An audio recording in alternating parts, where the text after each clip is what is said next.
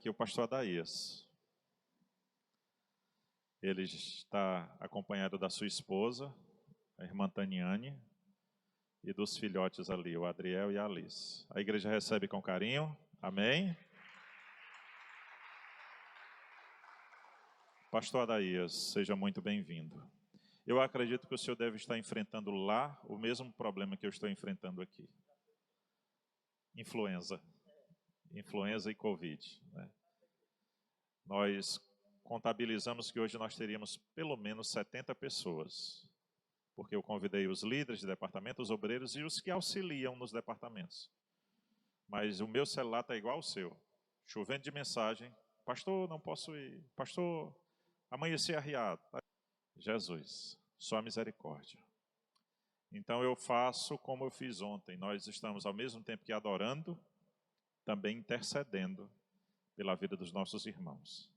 Então, pastor Adaías, aqui é a nossa liderança, uma parte dela, e nós estamos aqui para ouvir de Deus o que Ele tem a falar através da tua vida.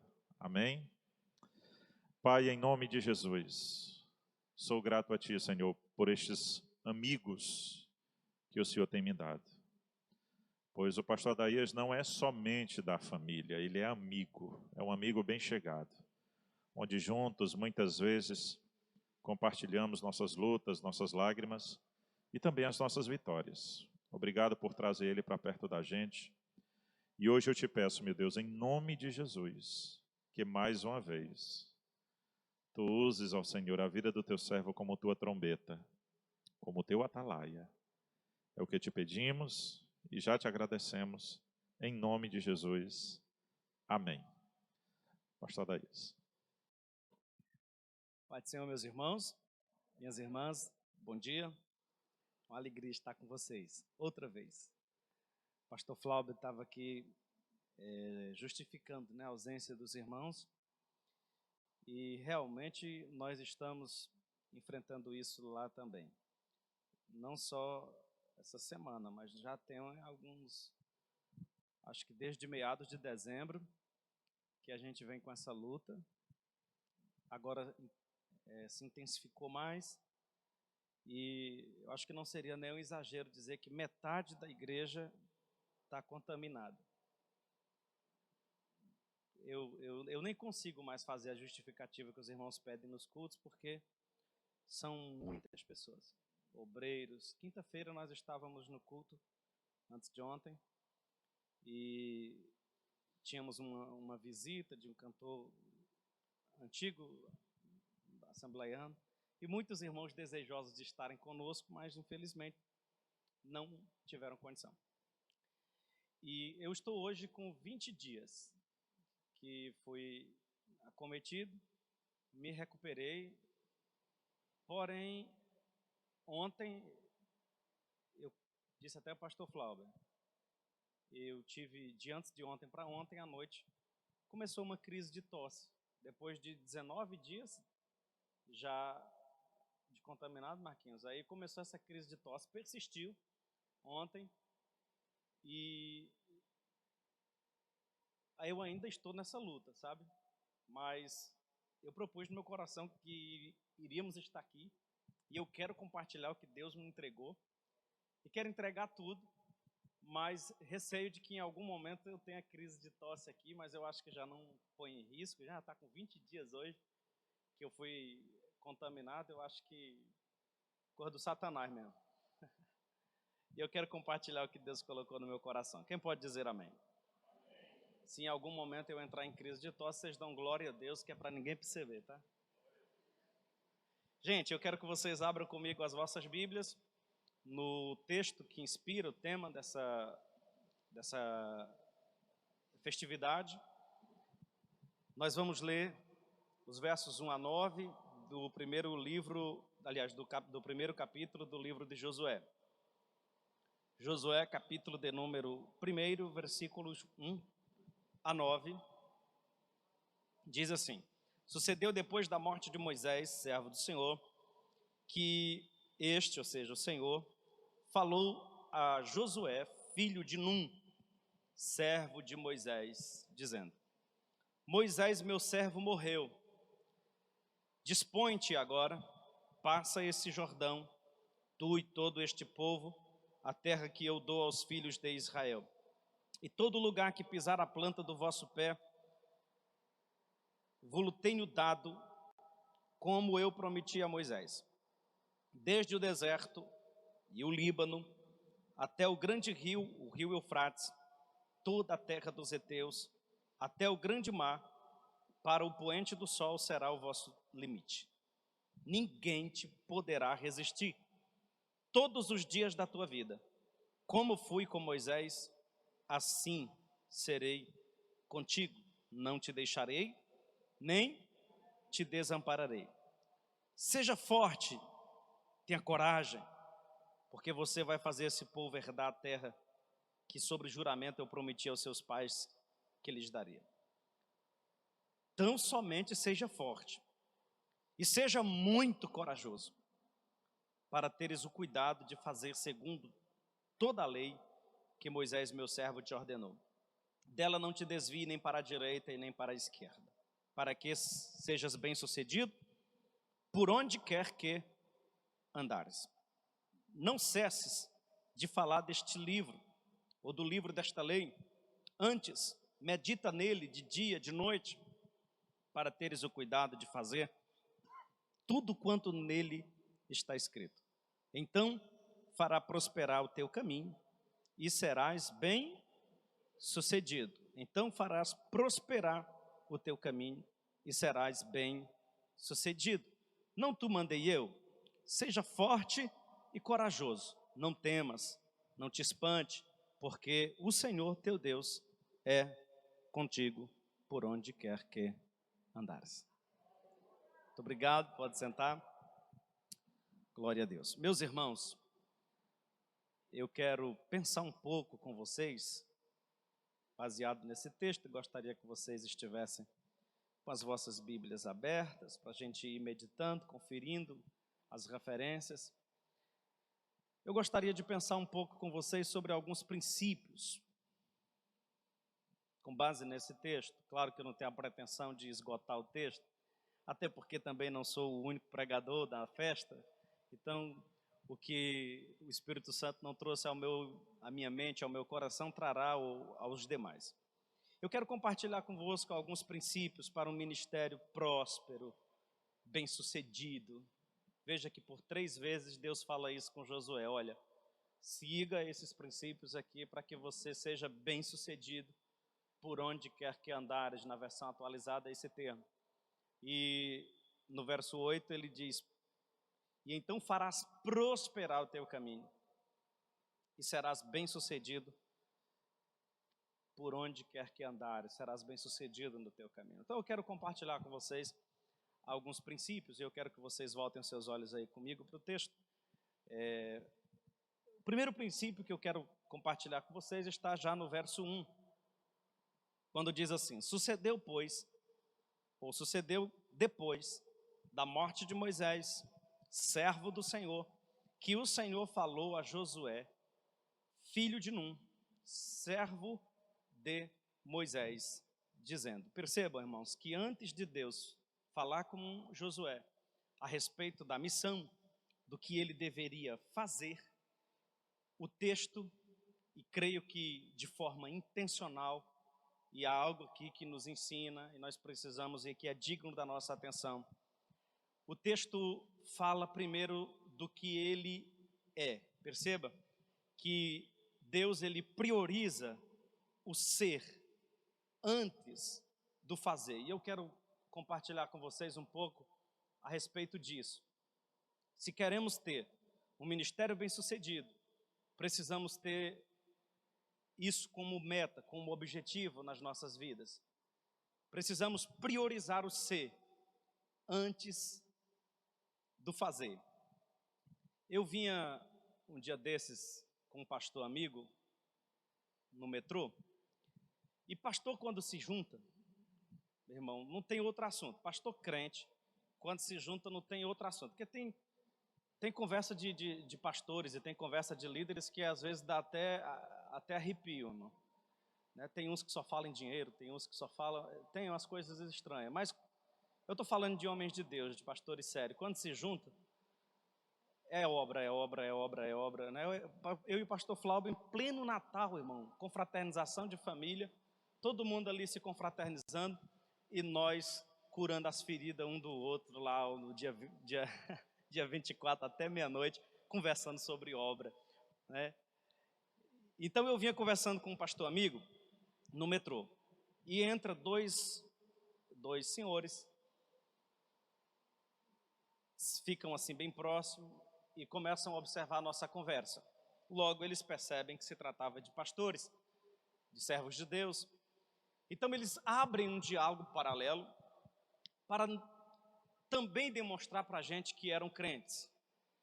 E começaram a falar a respeito de um evento que ia haver na igreja do outro, e começaram a falar de obra, e eles falavam e olhavam para a gente. Então ficou muito claro na expressão facial que eles estavam querendo nos dizer que também eram servos de Deus. Daí um deles, e logo eles testemunharam isso, ambos eram ex-homossexuais,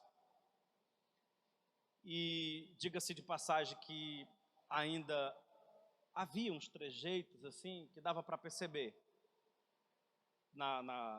no comportamento, né? Mas um deles começou muito empolgado, e daí eu percebi que eles queriam que a gente percebesse, então eu demonstrei que estava percebendo. Então eu perguntei de qual igreja eles eram, e aí colocamos eles também dentro da conversa e começamos a conversar. E um deles já foi logo se antecipando e dizendo que era ministro de louvor, e que na igreja dele ele fazia isso, que na igreja dele ele fazia aquilo, e que na igreja anterior àquela ele não fazia nada.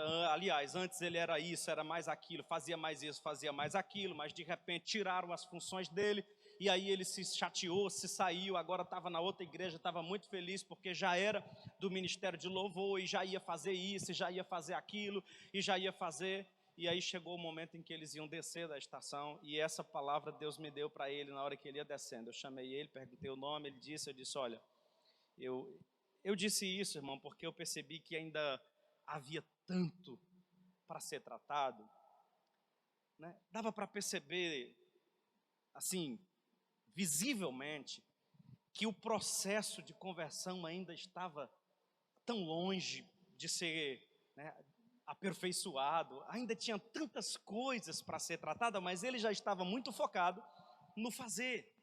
E eu disse para ele essa palavra, eu disse, olha, se concentre no ser para Deus, porque antes de fazer para Deus, você precisa ser para Deus. Seja para Deus, antes de fazer. Nós temos, irmãos, uma cultura, nós pentecostais, a igreja pentecostal brasileira, que na grande maioria dela deriva da Assembleia de Deus. A Assembleia de Deus vai se ramificando, e a grande maioria das igrejas pentecostais, elas têm sua origem na Assembleia de Deus. Portanto, quando eu digo para vocês que nós temos essa cultura do fazer, eu digo com muita propriedade, porque essa cultura nasce conosco, né? Nasce na Assembleia de Deus. Nós temos essa cultura do fazer, e isso por pelo menos 3 razões básicas, né? A primeira razão é que a Assembleia de Deus ela vai crescendo muito rapidamente, se expandindo rapidamente, lá no início do século, e não havia obreiros suficiente. Então, alguém aceitava Jesus e muito rapidamente ele já ia sendo encaminhado. E isso cria esse senso de urgência. As pessoas aceitam Jesus, eles já querem trabalhar, já querem assumir funções. Isso tem origem lá no berço, porque quando nós começamos, isso era uma necessidade. E a grande maioria dos nossos pioneiros foram homens que não tiveram oportunidade sequer de ser treinados, de estudarem. As igrejas tradicionais, as igrejas históricas, submetem os seus líderes a um curso de teologia, a um discipulado, a um treinamento, investem, mandam para seminários. Nós nem seminários tínhamos, nós não tínhamos recurso nenhum, nós nem sequer tínhamos, e aqui é o segundo motivo, porque nós desenvolvemos essa cultura do fazer, nós não tínhamos um recurso literário que possibilitasse à igreja oferecer aos seus novos convertidos um discipulado eficaz que servisse como forma de engajamento, ou seja, a pessoa aceita Jesus e ele se sente parte da igreja local, quando ele entra por um processo de discipulado, que a igreja tenha condições de oferecer recursos literários para que essa pessoa possa fazer um curso, na sequência fazer um segundo curso, na sequência fazer um terceiro, e ela vai se aprimorando, começa com um mingauzinho, né, Wallace? Depois vai chegar algo mais concentrado, mais forte, mais intenso. A igreja não tinha esses recursos, logo a única forma das pessoas se sentirem engajadas era trabalhando. Aceitou Jesus, eu quero fazer alguma coisa. Eu quero fazer alguma coisa, e aí nós vamos desenvolvendo a cultura do fazer. Primeiro, pela necessidade da obra. Depois, pela a falta de recursos, de oferecer a essas pessoas uma forma de engajamento. Mas também nós temos um outro problema, que é a cultura de recompensa. Gente, isso é um problema muito grave, que é a cultura da honra, que está muito enraizado e arraigado dentro da nossa realidade. As pessoas começam a trabalhar, começam a fazer alguma coisa, você já tem acostumado a ouvir isso. Aí a gente chega e fala assim, olha ali, um futuro obreiro da casa do Senhor. Gente, isso aparentemente é algo maravilhoso. Você chegar para um novo convertido, um jovem, e você dizer para ele, olha aí, um futuro obreiro da casa do Senhor. Logo que você diz isso, você está criando nele uma expectativa, claro, de servir a igreja, mas por trás disso existe uma outra mensagem que às vezes a gente não se atenta. Nós começamos a estimular essa pessoa a buscar o fazer em detrimento do ser, e ele começa a criar uma expectativa de que forma ele pode e deve fazer alguma coisa. E muitas vezes as pessoas começam a trabalhar na igreja, o irmão chega, faz uma pintura e ajeita uma cadeira, e a gente olha para essa pessoa trabalhando, fazendo, e a gente pensa uma forma de incentivar, de recompensar. E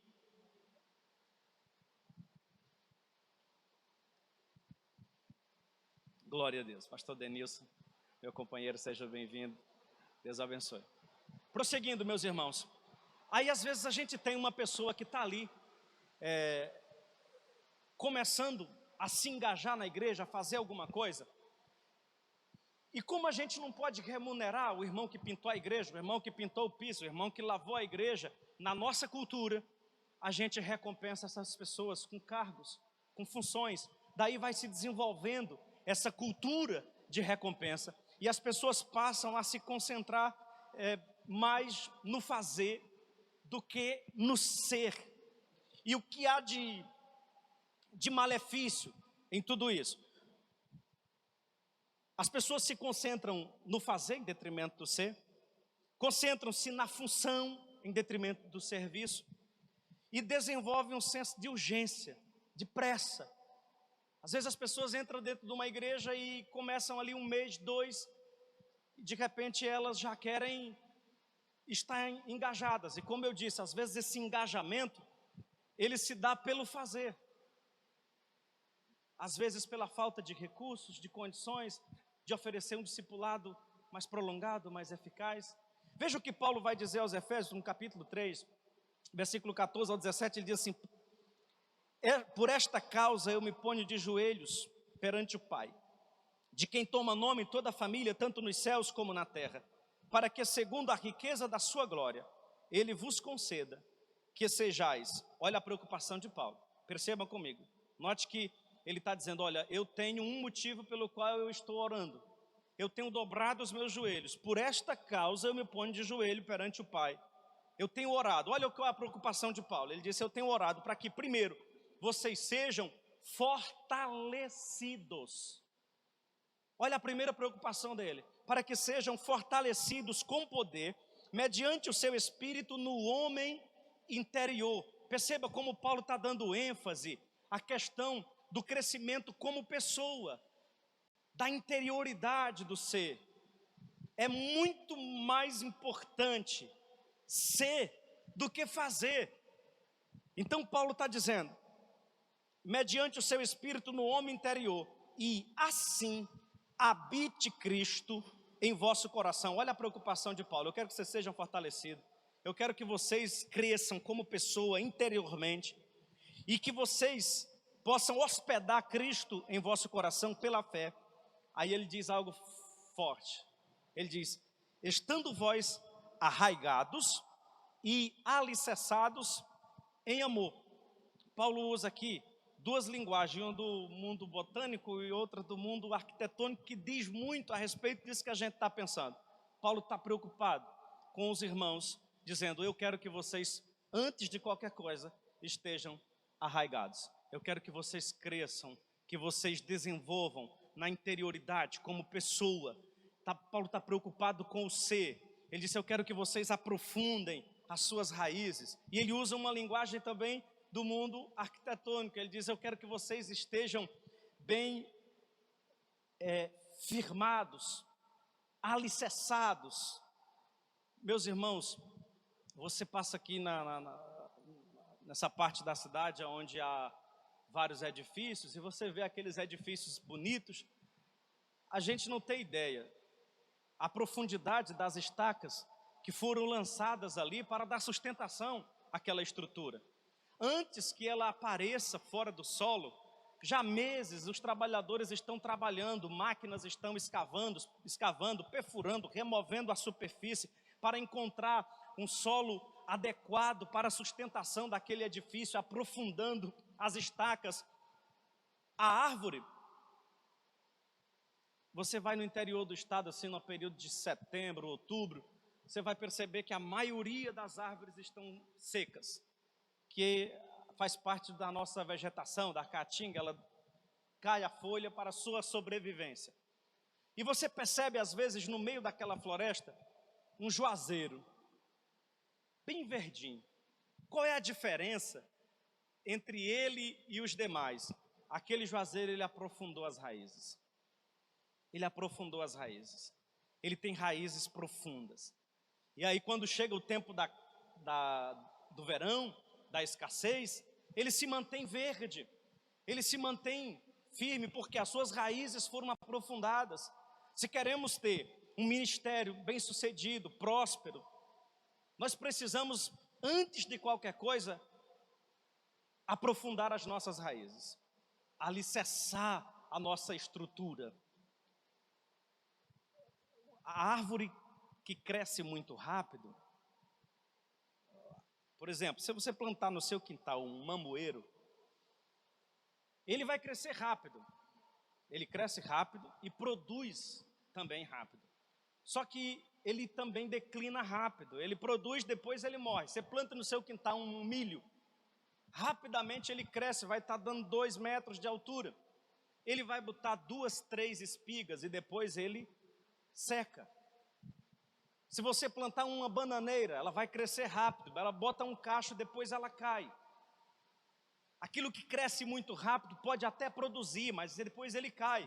Aí você planta no seu quintal uma mangueira, ela vai crescer devagarinho, bem devagarinho. Mas, meus irmãos, depois que ela botar a primeira vez, ela vai dar aquilo que Jesus chama em João 15,16, ela vai dar frutos permanentes. Ela vai frutificar 1 ano, 2, 3, 10, 20, você morre, seus netos vão estar colhendo fruto. Por quê? Qual é a diferença? Ela não estava preocupada no fazer, ela estava preocupada no ser. Aquela mangueira primeiro desenvolveu, cresceu. 2009 nós assumimos o Alto Alegre e em 2009 nós ganhamos para Jesus um irmão por nome Francisco Cassiano, um diácono de mão cheia. Ele aceitou Jesus na nossa igreja e nós ficamos ali discipulando e simultaneamente, mais ou menos na mesma data em que ele aceita Jesus na nossa igreja, um primo dele aceita Jesus em uma outra igreja e eles conversavam bastante. 1 ano depois, ele comentou comigo que o primo dele já era obreiro lá na outra igreja.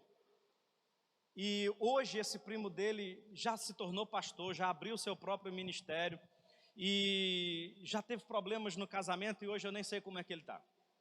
1 ano depois que o Cassiano tinha aceitado Jesus e eu estava discipulando ele não tinha recebido ainda a primeira oportunidade. E o primo dele disse: me diga uma coisa, você já prega lá na sua igreja? Ele disse: não, Se você já faz alguma coisa lá na sua igreja, ele disse, não, ainda não. Ele disse, não, pois eu já sou obreiro, eu já vou para a igreja de gravata. E ele disse, não, mas eu estou no processo de Deus. Irmãos, o resultado disso é que 11 anos depois, 12 anos já quase, o Cassiano está lá, é um diácono da igreja, está firme. Está firme. Então, irmãos, nós precisamos nos concentrar no ser, antes do fazer.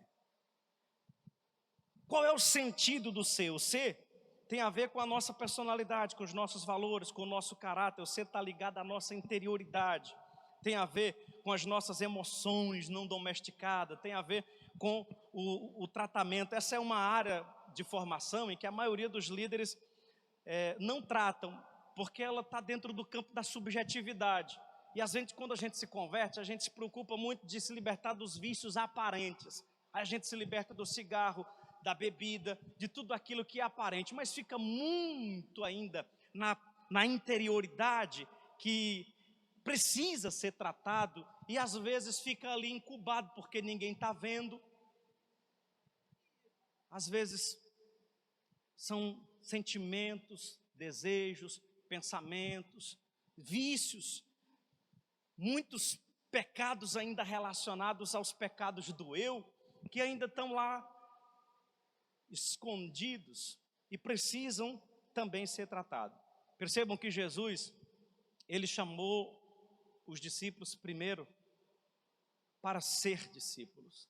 E ele caminhou com esses discípulos 3 anos, exortando, corrigindo, advertindo, confrontando. E depois de 3 anos é que ele comissionou esses discípulos a fazer. Primeiro ele chamou a ser, depois ele comissionou a fazer. Nós precisamos ter esse senso de responsabilidade, primeiro conosco, de periodicamente fazermos assim uma autoanálise, uma avaliação. Como é que eu estou sendo para Deus? O que eu sou para Deus? Como que está a minha vida com Deus? Como que está o meu relacionamento com Deus? Qual é o grau ou o nível da minha intimidade com Deus? Como eu estou sendo aos olhos de Deus? Isso tudo vem antes de fazer para Deus. Irmãos, urgente, nós precisamos não só ter senso de responsabilidade em relação a nós, como nós precisamos ter em relação aos irmãos que nós vamos discipular, para que nós não venhamos replicar essa cultura de recompensa, essa cultura do fazer, nos novos crentes que nós vamos gerando, de modo que eles venham se concentrar no fazer antes do ser. Nós precisamos ter essa responsabilidade, que as pessoas que nós estamos trazendo a Deus, primeiro elas precisam amar a Deus de verdade, elas precisam buscar a Deus de verdade, elas precisam querer ser crente, querer ir para o céu, antes delas desejarem cargos, funções. Não é errado desejar cargo, não é errado desejar função. Paulo disse que aquele que deseja o episcopato, excelente obra deseja. Não é errado desejar, errado é a gente colocar isso na frente do ser. Deus está muito mais interessado em você, Deus está muito mais interessado em mim do que naquilo que a gente pode fazer para Ele.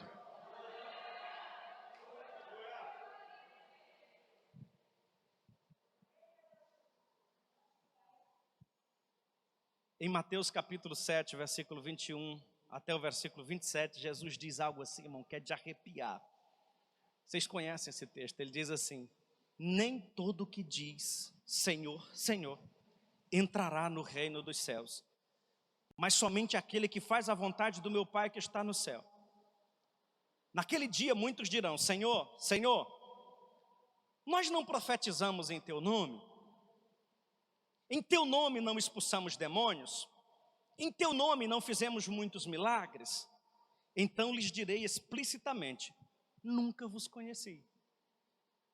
Apartai-vos de mim, os que praticam a iniquidade. Gente, parece assim até estranho. Como Jesus não conhecer? Se Ele conhece até os cabelos da nossa cabeça, se Ele nos conhece desde o ventre, como Ele diz: eu não vos conheci? O verbo conhecer na Bíblia, na grande maioria das vezes, ele está ligado a uma relação de intimidade. Por muitas vezes você vai ver vê isso na Bíblia, né? E Adão conheceu a Eva, e Isaac conheceu. O conhecer está muito relacionado à ideia da intimidade.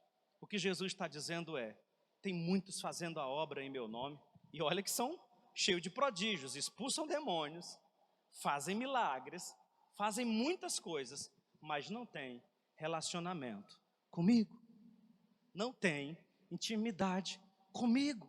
Faz a minha obra, expulsa demônio, prega, fala línguas estranhas, faz prodígios e maravilha, mas não está comigo no quarto, não está comigo na intimidade. Aparta de mim que eu não te conheci. Tem algum glória a Deus perdido aí?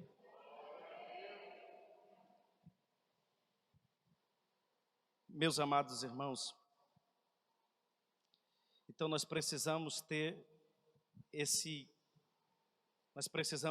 cuidado, nós precisamos ter essa preocupação de buscarmos ao Senhor, de estarmos com o Senhor, antes de fazer para o Senhor. E aí você me pergunta, né? O texto começa dizendo, sucedeu depois da morte de Moisés, servo do Senhor, que o Senhor falou a Josué, servo de Moisés. O que Josué era? Por que Josué? Por que não o filho de Moisés? Por que não o irmão de Moisés, o Arão? Por que Josué? Deus já começa o texto dizendo, porque Josué é. Primeira coisa que Josué é servo. Ele começa dizendo, e não é nem, ele nem menciona como servo do Senhor, ele menciona como servo de Moisés.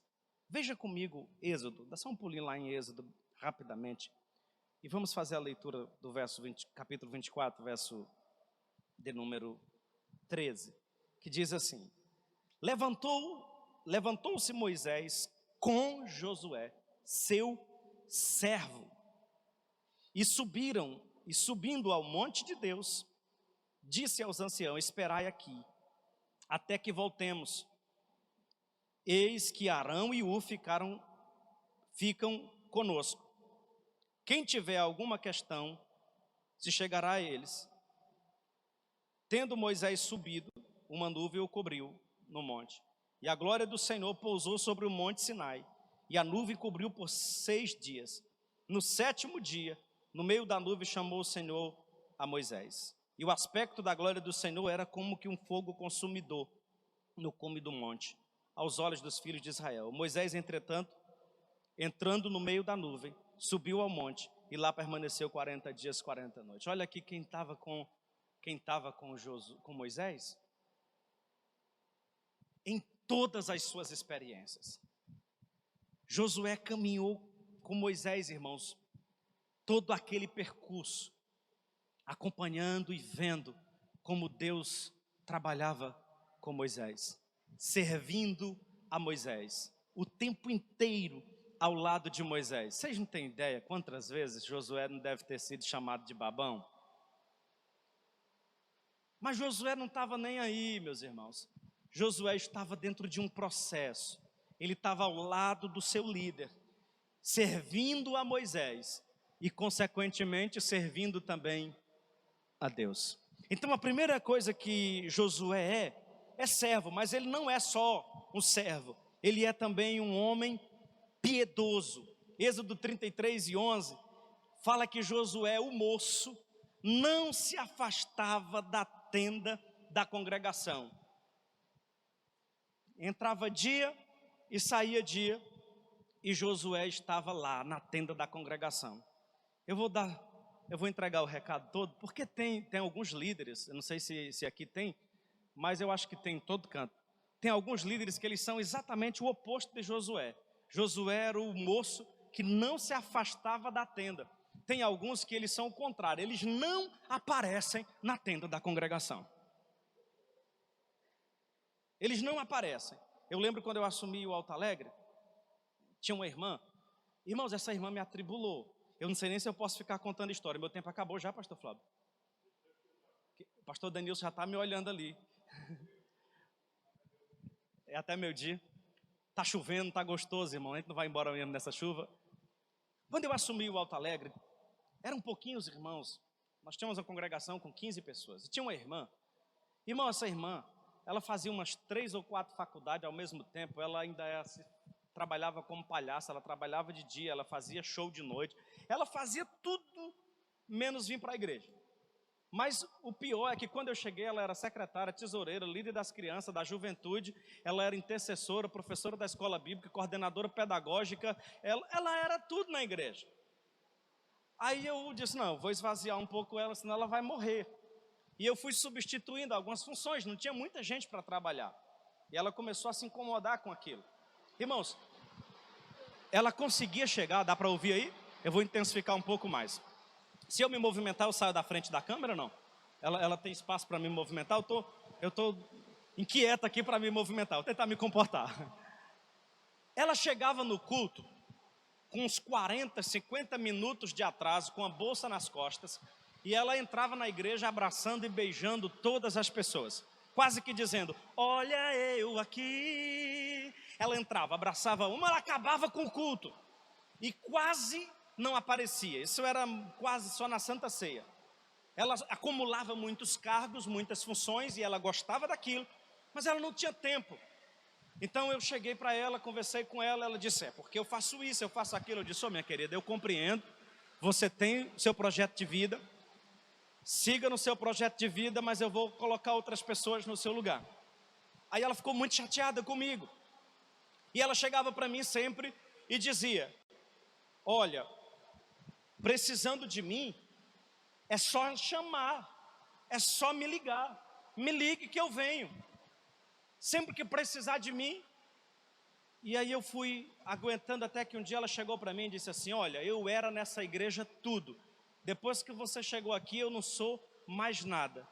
Eu disse, pois é, porque você tem tempo para tudo, menos para essa igreja. Você não tem tempo para servir essa igreja. Então tem gente que é assim, ele, como diz o pastor Antônio José, ele congrega um dia na Deus é Amor, no outro dia ele está na Universal, no outro dia ele está na Mundial, ele congrega em todo canto e no final ele chega para o pastor e diz, pastor, você é o meu pastor oficial, pode contar comigo, eu estou à sua disposição, você é o meu pastor. Mas é diferente do Josué que estava ali, o Moisés ia para casa e o Josué ficava na tenda da congregação. E aqui não se trata, irmão, de ativismo, mas de um amor pelas coisas espirituais, de um sentimento de piedade. Então Josué era um jovem aplicado, apesar de ser jovem, mas era um jovem dedicado às coisas de Deus.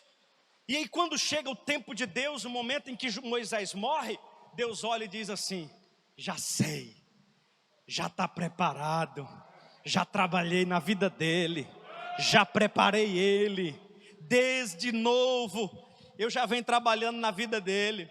E aí, meus irmãos, isso é glorioso, porque Josué era jovem, mas ele estava acumulando experiência, ele estava se preparando, ele estava se fortalecendo, ele estava crescendo como pessoa, primeiro sendo, para depois fazer.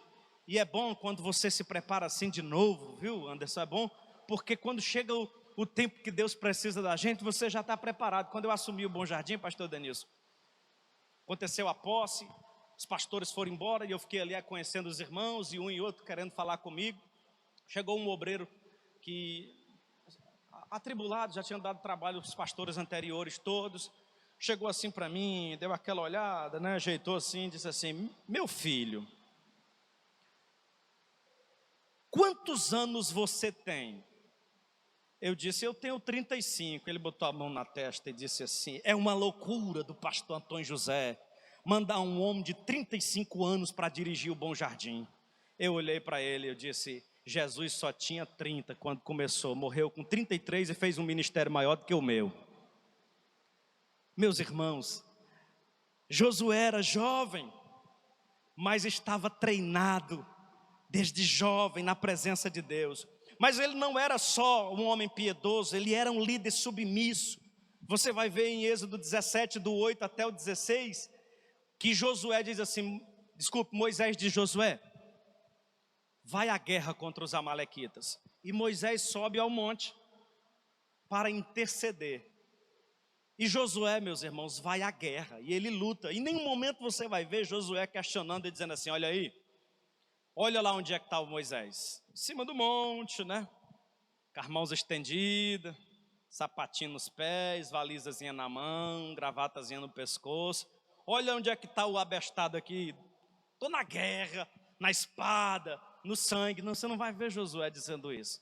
Ele vai fielmente na luta, ele vai em frente e ele entende o princípio da autoridade e submissão. E ele entende que o papel do Moisés em cima do monte com a mão estendida é decisivo para o sucesso da igreja. Ele entende que um pastor em oração, um pastor de joelho com as mãos estendidas, faz o rebanho crescer, faz a obra avançar. Mas o murmurador não, ele está lá questionando porque o pastor não apareceu na campanha, ele está reclamando porque o pastor não pôde estar no evangelismo, e depois ele reclama porque não teve oportunidade. E, irmão, é livramento. Deus sabe a quem escolhe, Deus sabe em quem investe, Deus sabe a quem envia. Ele escolheu Josué por uma razão: Josué era antes de fazer. Em nenhum momento ele usurpou o lugar de Moisés, ele tentou passar a perna em Moisés. E interessante é que em nenhum momento Moisés também anulou a Josué. E assim Josué vai crescendo como um homem de visão. Você lembra no momento de espiar a terra que os 10 espias trazem uma versão completamente negativa, e apenas Josué e Caleb. Tem gente na liderança que a visão é míope, tem gente na liderança que ele só, sabe, além de ter uma visão deturpada das coisas, ele ainda é hipérbole, ele chega assim de forma muito exagerada. Olha, nós éramos como formiga aos olhos daqueles homens, não tem condição, isso não vai dar certo, isso é uma loucura, é melhor cancelar. Pastor, liga logo para os pregadores, cancela tudo. Pastor, isso não vai dar certo. Irmãos, tem gente que é assim, ele só chega para jogar um balde de água fria, ele só chega para mornar o negócio. Mas tem Josué e Caleb que está olhando além da curva, que está olhando do outro lado e está dizendo: nós vamos devorá-los como pão, Deus nos dará, nós vamos em frente, Deus vai nos abençoar, essa obra é nossa, Deus está conosco. E Deus estava vendo tudo isso. Mas Josué não era só também um homem de visão, ele era cheio do Espírito Santo, não.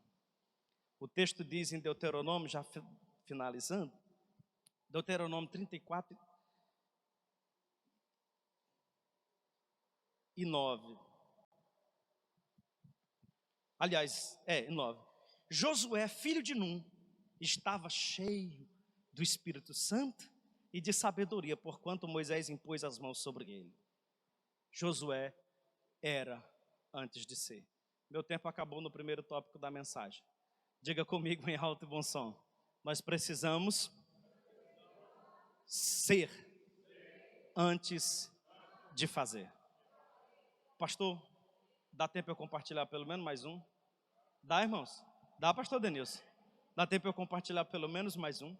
Meus amados irmãos, deixa eu compartilhar com vocês um segundo princípio que eu vejo nesse texto para um ministério próspero, bem-sucedido. Deus espera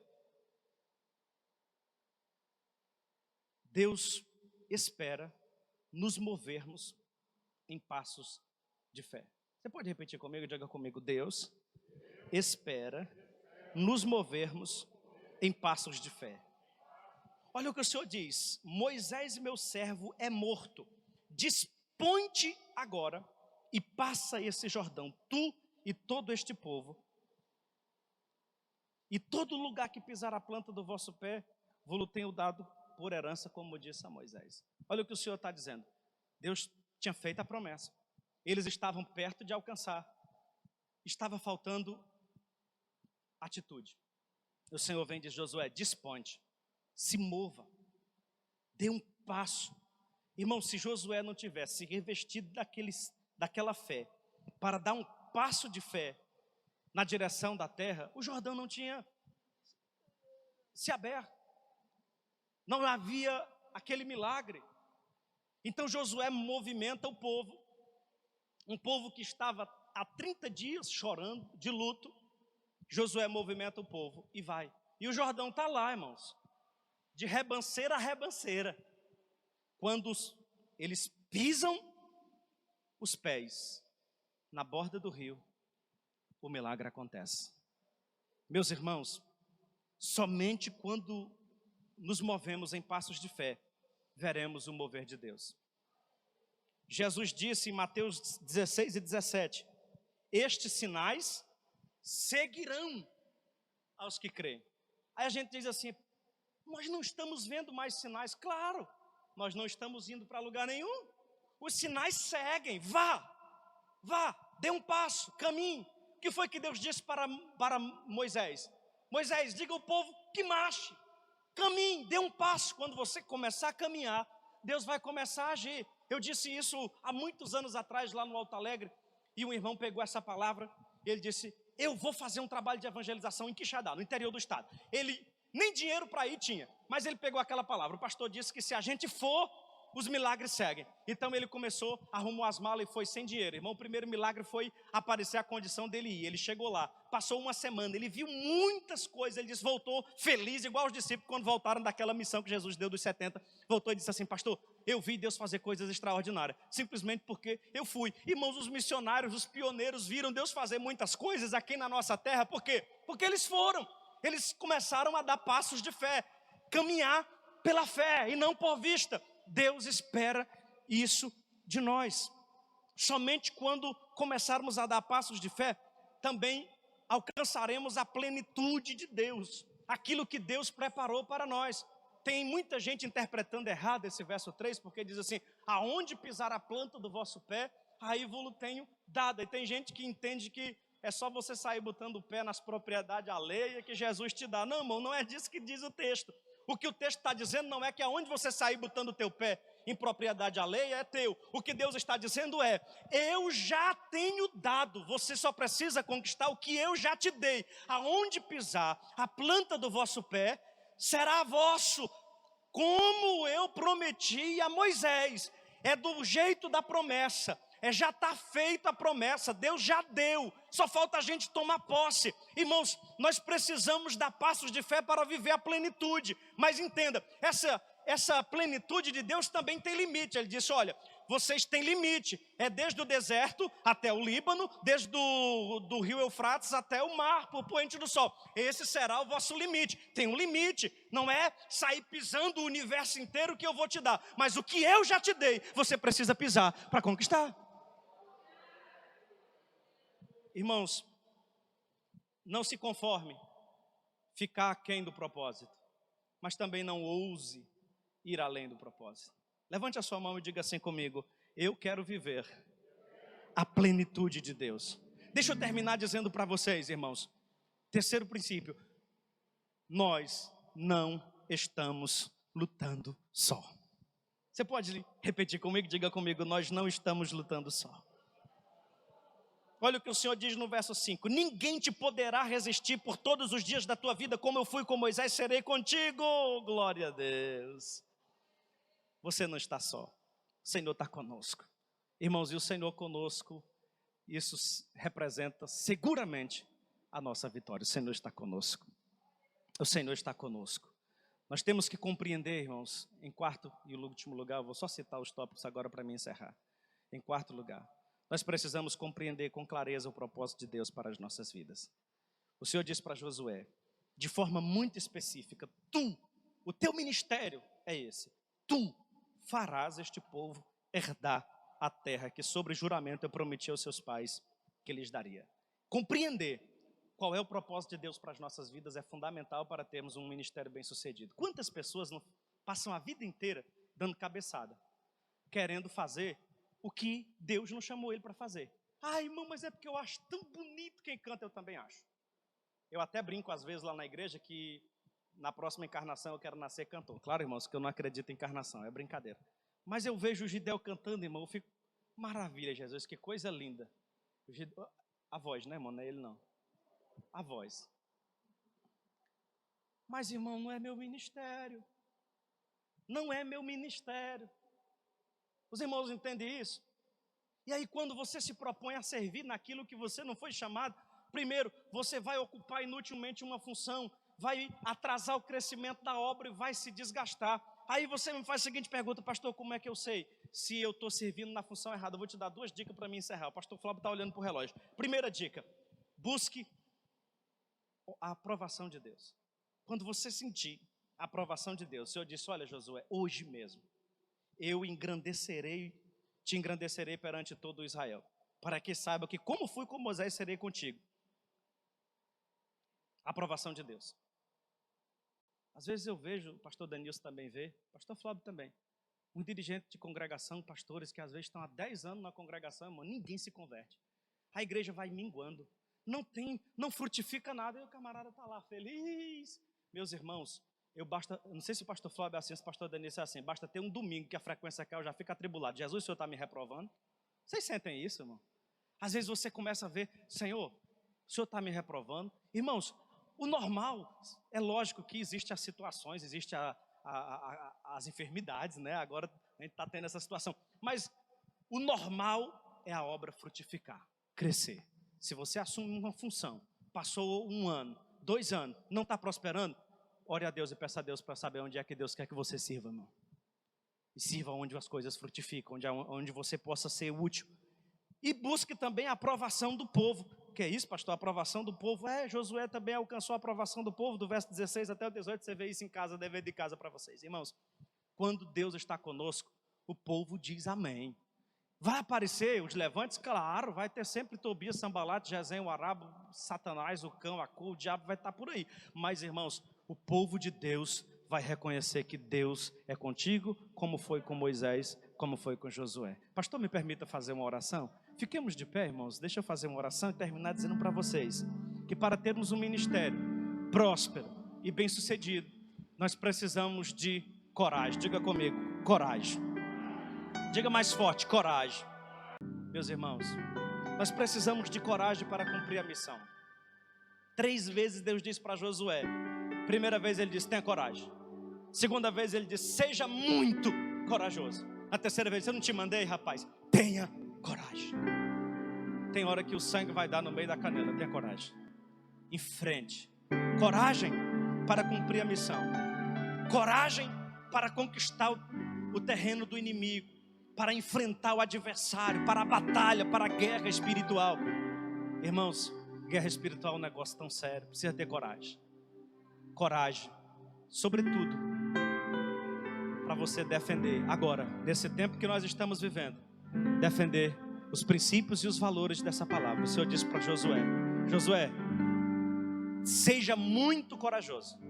Para quê, Senhor? Para teres o cuidado de fazer conforme tudo quanto Moisés te escreveu. Irmãos, tenha coragem de defender a Bíblia, tenha coragem de defender seus valores, tenha coragem de defender seus princípios.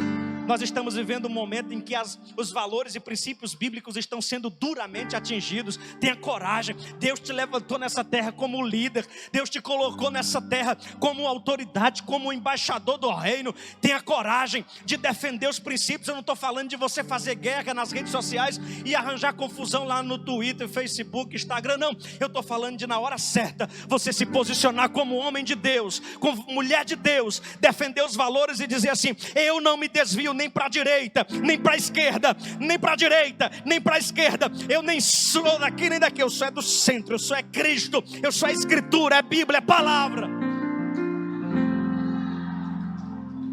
Levante a sua mão e adore o nome do Senhor Jesus. Pai, eu quero te agradecer por esta oportunidade de compartilhar esta palavra nesta manhã. Eu quero te louvar, Senhor, pela vida do pastor Flávio. Eu quero te louvar, Senhor, pela vida dos líderes aqui. E eu quero pedir que o Senhor derrame sobre eles a tua graça. E o Senhor conceda que eles tenham um ministério próspero, bem-sucedido. E que eles possam ver a mão do Senhor sobre a vida deles em tudo quanto fizerem. Que aonde eles colocarem a mão, a bênção do Senhor esteja ali e o Senhor os faça prosperar. Senhor, abençoa esta igreja, que esse ano o Senhor dê a eles um grande crescimento, uma grande colheita espiritual, que o terceiro ano da IBBS, se o senhor não tiver vindo ainda, seja contado esse testemunho, que 2022 foi um ano de crescimento, de bênção, de multiplicação. Usa, Senhor, o teu servo, usa, Senhor, a tua serva, abençoa esta igreja, esses ministérios, em nome de Jesus, amém, graças a Deus. Pastor Flávio, muito obrigado, Deus abençoe.